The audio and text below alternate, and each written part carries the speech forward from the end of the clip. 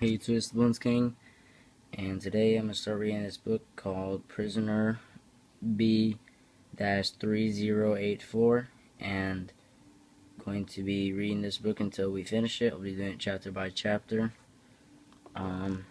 So let's get started. Today I'll be doing chapter 1. So it's a novel by Alan Gratz. It's called Prisoner B-3084, based on a true story by Ruth and Jack Gruner. It's from Scholastic Books. I just got it today at school. And then I'll read you the back real quick. Survive at any cost, 10 concentration camps, 10 different places where you are starved, tortured, and worked mercilessly.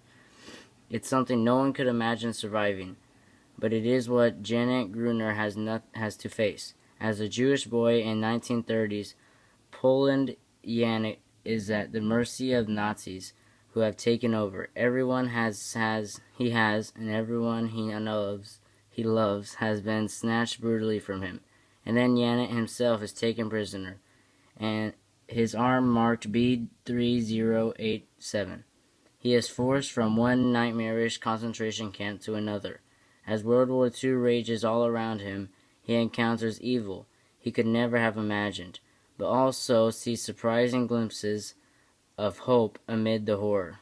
Can Janet make it through without losing his will to live, and most of all his sense of who he really is inside?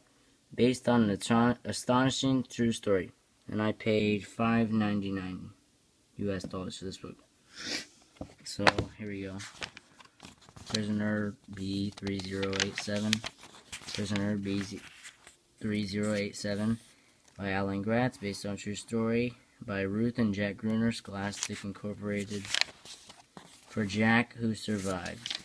Prisoner B-3087. And then, hang on, I'm going to drop the page. When I read, I'll just put the phone down like this, but you'll still hear me. From Krakow, Poland, 1938 through 1942. So here's chapter 1.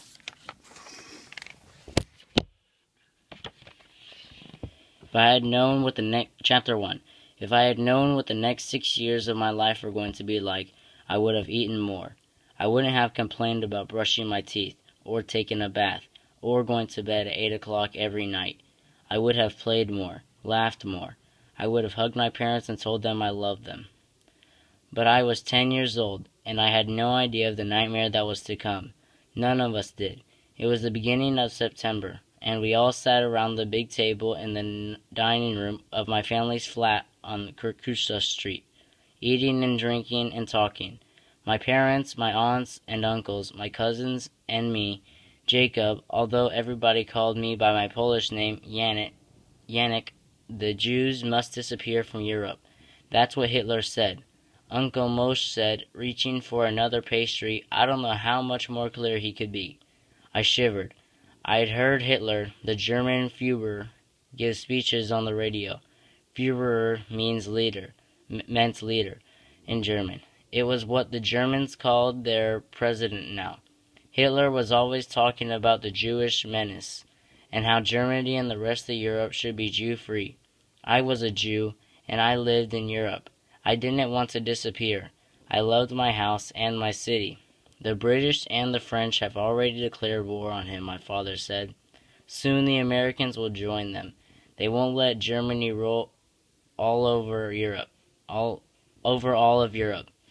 He's already annexed Austria and... Sorry, I don't know how to pronounce the thing. I think it's like Czechoslovakia. Czechoslovakia, said Uncle Abraham. And now he invades Poland. My father sipped his coffee. Mark my words, this war won't last more than 6 months. My uncle argued with him, but he was my father, so I believed him. Enough politics, my mother said. She got up and to clear the table. My aunts helped her. Janek, why don't you put on a show for us? He built his own projector. I ran to my room to get it. It wasn't a film projector like the one at the movie theater. It was a slide projector I'd made by mounting a light bulb on a piece of wood and positioning wooden plates with lenses from magnifying glasses in front of it. I could show pictures on the wall or do shadow puppet shows. My cousins helped me hang a white sheet in the doorway of the sitting room. When everyone was seated, I plugged in the projector and clicked on the radio. I liked to have musical accompaniment, like a movie soundtrack. When the radio warmed up, I found a Count Basie song that was perfect and started my show. Using cardboard cutouts of cowboys, Indians, stagecoaches, and horses I glued to sticks, I projected a shadow show about a sheriff in the American Wild West who had to protect his town from bandits. John Wayne westerns were my favorite films, and I took all the best parts from his movies and made them one big story. My family laughed and cheered and called out to the characters like they were real. They loved my shows. I loved putting them on for them. I was never prouder than when I got my father to laugh. Maybe one day I would go to America and work in the movies. Aunt Gazella would often ruffle my wavy hair and say, "You look like a movie star, Janik, with your dark blonde hair and big eyes." I was just getting to the part where the bandit leader robbed the town bank and was squaring off for a shootout with the hero when the music on the radio stopped mid-song. At first I thought the radio's vacuum tube had blown, but then a man's voice came on the radio. "Ladies and gentlemen, we interrupt this broadcast with the news that the German army has received Krakow. "No," my father said. "So soon," Uncle Moshe said. "It's been only 6 days. Where is the Polish army?" I came out from behind the sheet in the doorway to listen. While the radio announcer talked about Polish forces withdrawing to Lodz in Warsaw, there was a big boom, and my mother's teacups rattled in their saucers. My cousins and I ran to the window to look outside. Dark smoke curled into the sky over the rooftops of Podgorze, our neighborhood. Someone cried out on the next street, and the church bells of Wawel Cathedral rang out an alarm. It was too late. The Germans were here. If I had only known then what I know now, I would have run.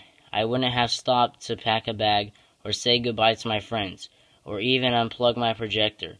None of us would have. We would have ran for the woods outside of town and never looked back. But we didn't. We just sat there in my family's flat, listening to the radio and watching the sky over Krakow turn black as the Germans came to kill us. So if you want to hear Chapter 2, look for my next video.